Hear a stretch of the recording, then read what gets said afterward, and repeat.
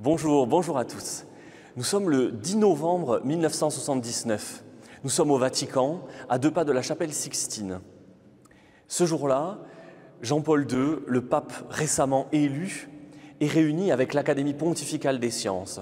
Ils sont tous là pour un colloque qui commémore le 100e anniversaire de la naissance d'Albert Einstein, sans doute le plus célèbre physicien de l'histoire du XXe siècle, à tout le moins. Le pape Jean-Paul II en profite pour proposer une sorte de réexamen du cas de Galilée. Sans doute, cette histoire de Galilée, c'est un des lieux communs les plus courants dans les rapports, disons, soi-disant tendus entre science et foi, ce savant du XVIIe siècle dont on ne sait presque rien, si ce n'est qu'il a fini par être en procès. Ça s'est passé en 1633, exactement.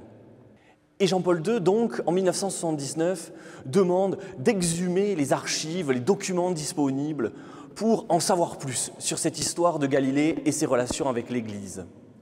Tout ça va prendre une bonne dizaine d'années jusqu'en 1992. Alors revenons un peu en arrière. Nous sommes au tout début du XVIIe siècle. Galilée est un enseignant. Il a travaillé à l'université de Padoue, à l'université de Florence, en Italie.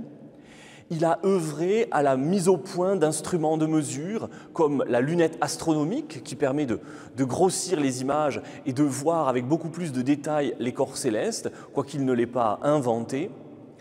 Et Galilée participe au début du XVIIe siècle de ce développement de ce que l'on appellera bientôt la physique, et la physique moderne ou expérimentale. Il regarde la Lune spécialement, il regarde la planète Jupiter dont il découvre des satellites, et puis il fait œuvre de philosophe.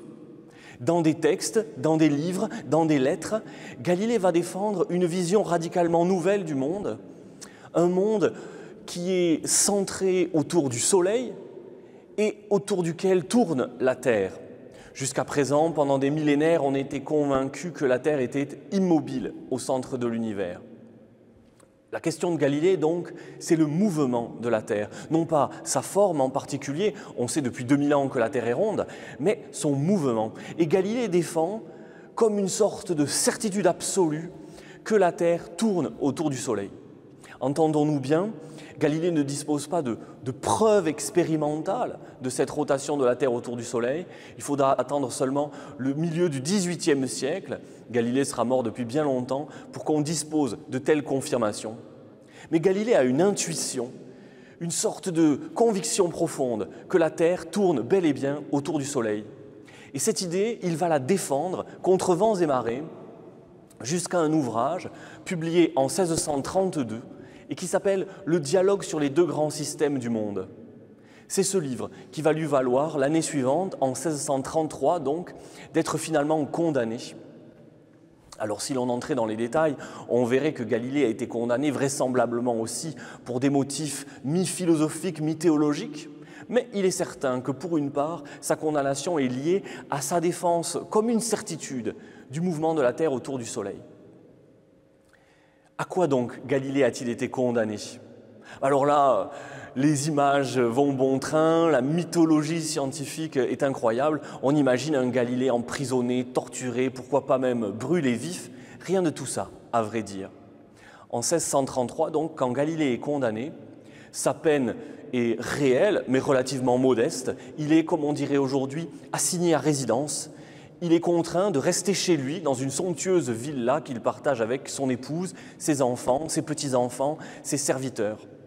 Et il va passer dans cette villa et son jardin les dernières années de sa vie. Galilée est un homme âgé, il a presque 70 ans. Il va continuer ses travaux, il va publier encore, et il sera autorisé à publier encore un dernier ouvrage en 1638. Assigné à résidence, c'est ça, la peine de Galilée.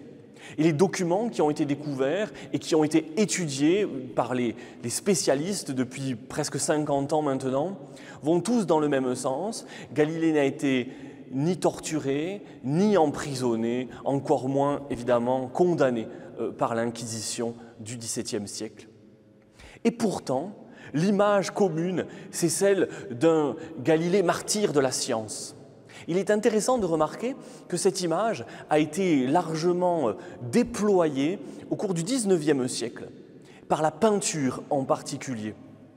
On trouve un grand nombre de gravures et peintures du début du XIXe siècle qui représentent, alors que, comme je viens de le dire, ça ne correspond pas à la réalité, qui représentent notamment un Galilée emprisonné, parfois un Galilée en procès dans une mise en scène grandiose qui vraisemblablement ne correspond à rien de ce qui s'est passé.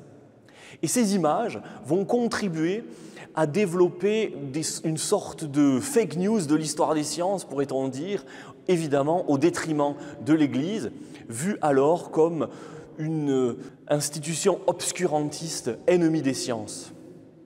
Et c'est ainsi qu'en 1992, fort de toutes ces découvertes, de toutes ces recherches historiques, à nouveau devant l'Académie pontificale des sciences, Jean-Paul II, encore lui, reprend la parole pour un discours extraordinaire dans lequel il fait une sorte d'éloge de Galilée et de sa clairvoyance, puisque Galilée avait même osé écrire à son époque sur la manière de lire intelligemment la Bible.